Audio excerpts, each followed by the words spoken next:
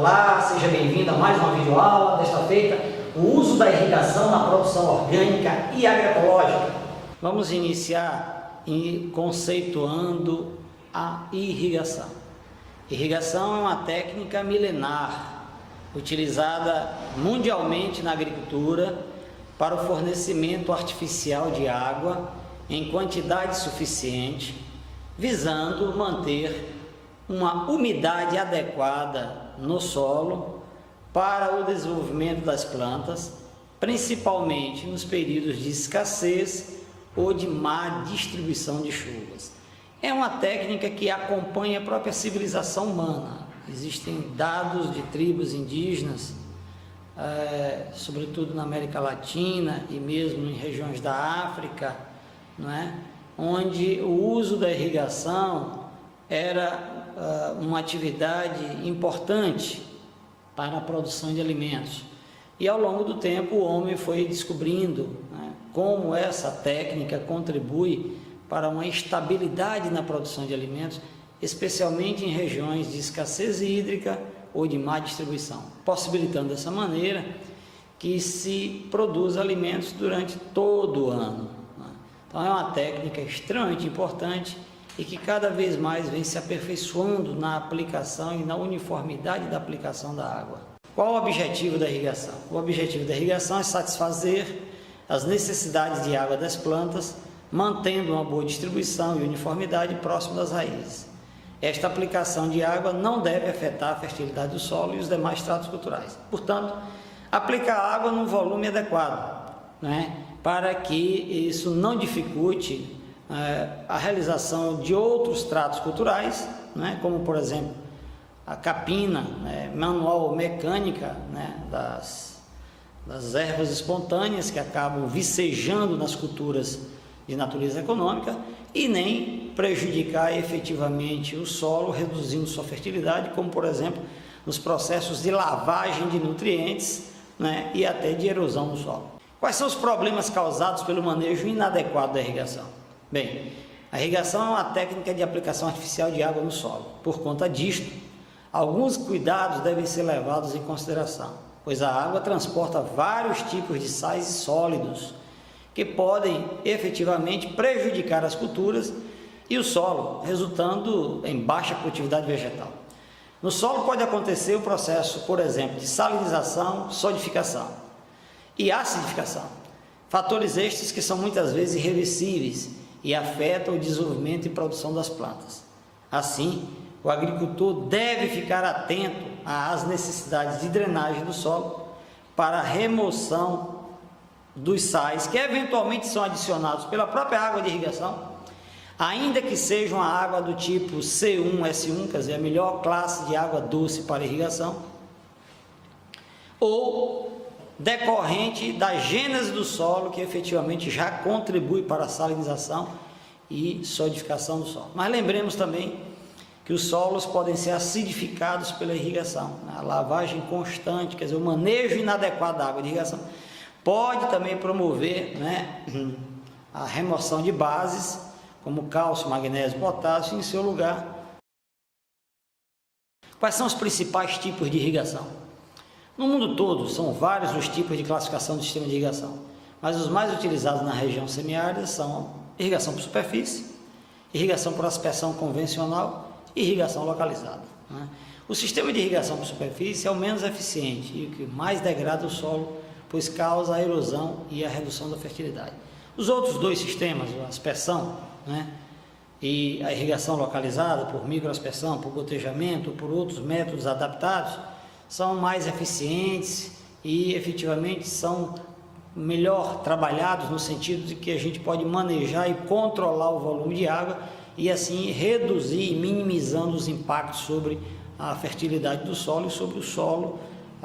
A irrigação por aspersão, ela consiste na aplicação uniforme de água sobre a superfície das plantas, simulando uma chuva mais ou menos intensa a uma grande velocidade. Então, na verdade, é aplicar a água sobre as plantas, né, simulando uma chuva. Pelo slide você vê a fotografia que aparece, indica como é esse sistema. Irrigação localizada é um método de irrigação em que a água é aplicada bem próximo às raízes. o gotejamento e a microaspersão são os mais conhecidos e mais utilizados. A eficiência desse sistema, quando bem dimensionados, chega a, no mínimo, 90% de aproveitamento da água. Tá? São sistemas muito eficazes, né? São sistemas que possibilitam o manejo da irrigação com mais rigor e, por isso, sua eficiência é muito elevada, né? Além de economizar a água e reduzir o impacto sobre o ambiente, especialmente sobre o solo. Quais são os componentes de um sistema de irrigação localizado? Bem, o sistema de irrigação localizada, quando bem dimensionado, define uma boa eficiência do sistema. É fato que o agricultor deve escolher um material de excelente qualidade com custo acessível. E em um sistema simplificado, os materiais utilizados são basicamente os que nós vamos descrever agora. Quais são então os principais componentes? A motobomba, que é alimentada por motores elétricos ou a óleo diesel, podendo hoje também ser feita por sistemas de energia renovável, como por exemplo o modelo híbrido eólico solar. Cabeçal de controle, que é um dos principais componentes do sistema de irrigação localizado, logo após a bomba, e é constituído por um medidor de vazão, por filtros, areia, tela, enfim, por injetor de fertilizantes, por válvulas de controle e pressão, por registros e manômetros, por mangueiras. É bom destacar que, na verdade, esses principais componentes podem variar, né? E naturalmente vão variar em função da maior complexidade necessária ou não para se montar esse sistema de irrigação. Em verdade, nós tentamos fazê-lo o mais simples possível para a agricultura orgânica e agroecológica, mas sem perder a precisão necessária para a aplicação de água, porque o mais importante não é só dimensionar corretamente o sistema de irrigação, tendo em vista os seus principais componentes, né? Mas é sobretudo utilizar a vazão e a pressão adequadas no sistema, utilizando os melhores materiais disponíveis, com o menor custo e aplicando, obviamente, o volume adequado de água para cada época do ano. Por exemplo, em épocas de temperaturas mais amenas, de alta nebulosidade, a gente reduz o manejo da água, reduz o volume de água aplicado, melhor dizendo.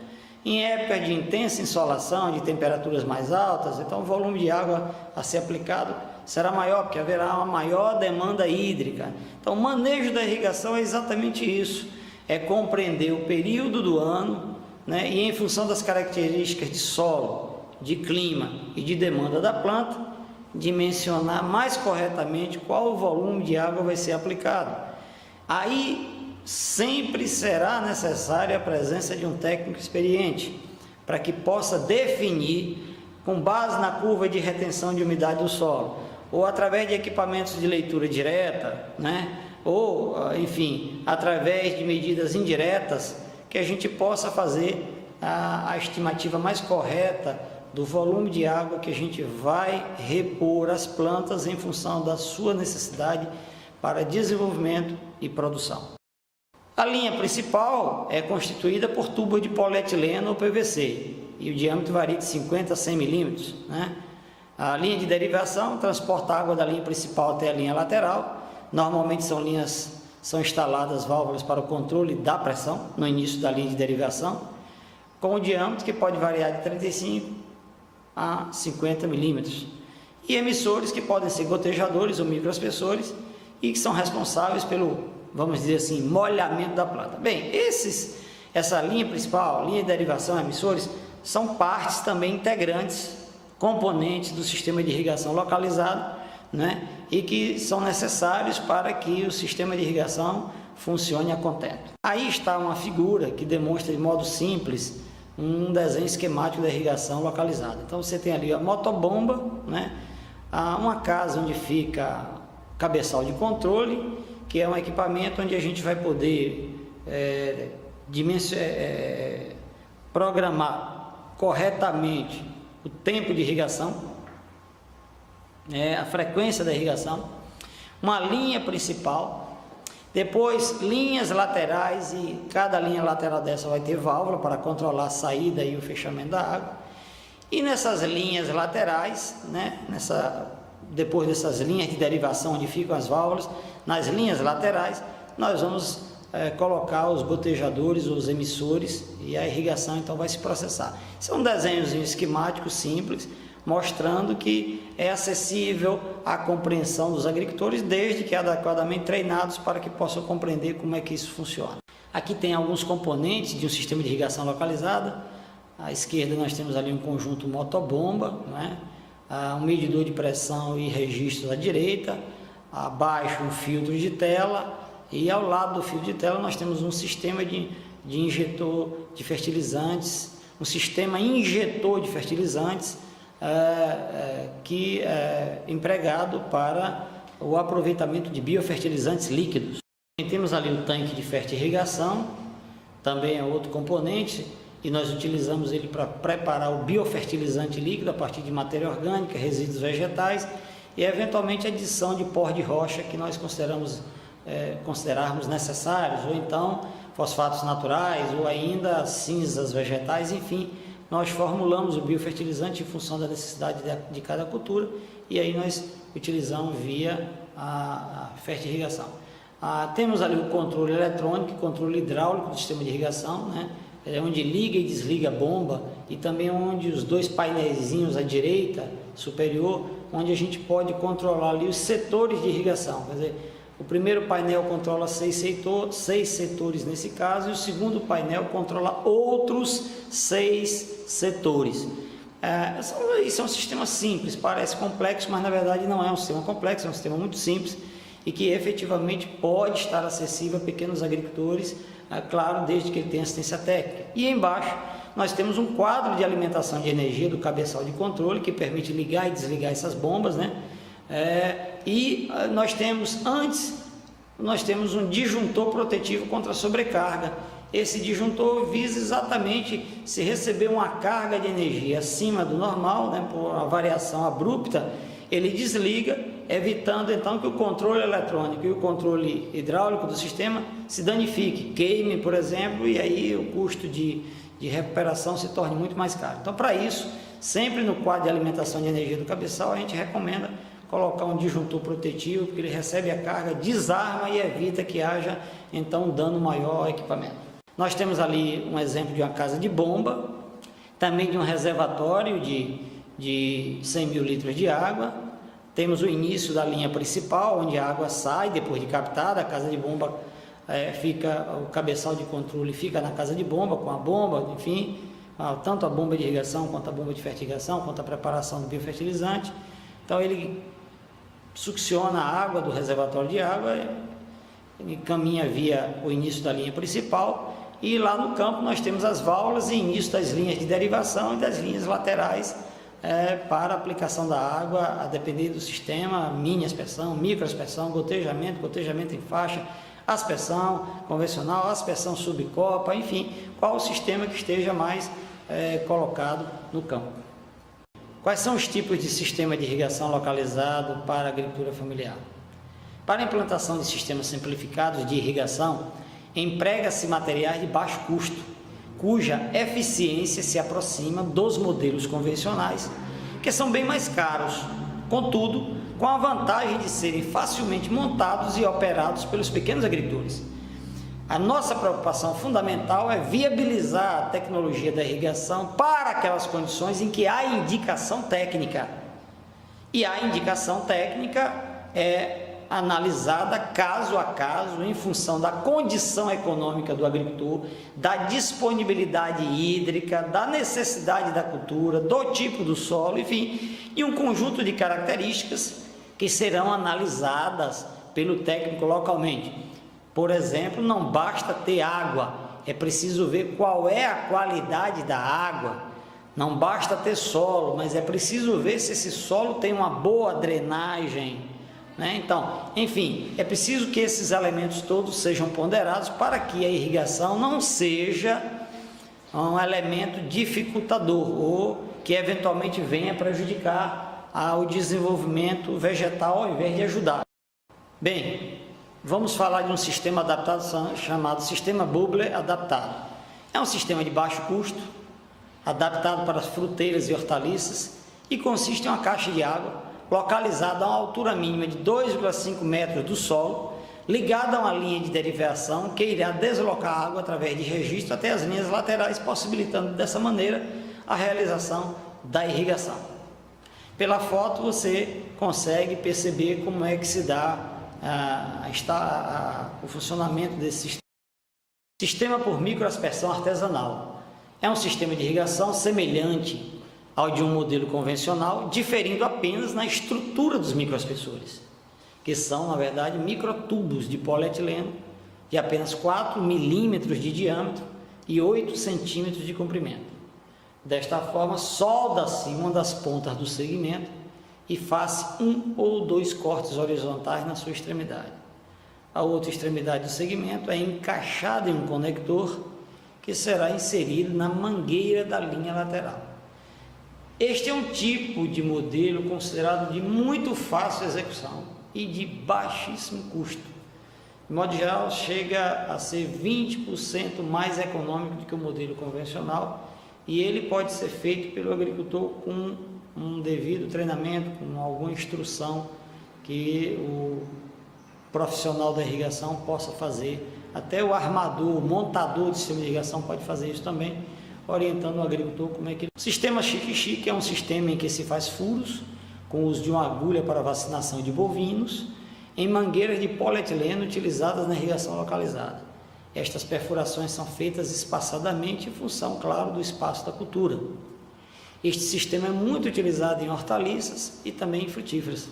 Para evitar que se formem jatos d'água, cortam-se pedaços de 5 cm de mangueira de polietileno e faz-se um corte longitudinal e encaixa-se sobre os tubos para evitar que o jato de água saia provocando algum dano erosivo no solo. Também temos o sistema chique-chique modificado. O modelo é semelhante ao descrito anteriormente, com a diferença de que se utiliza na saída de água um conector de 4 milímetros encontrado em casas de irrigação.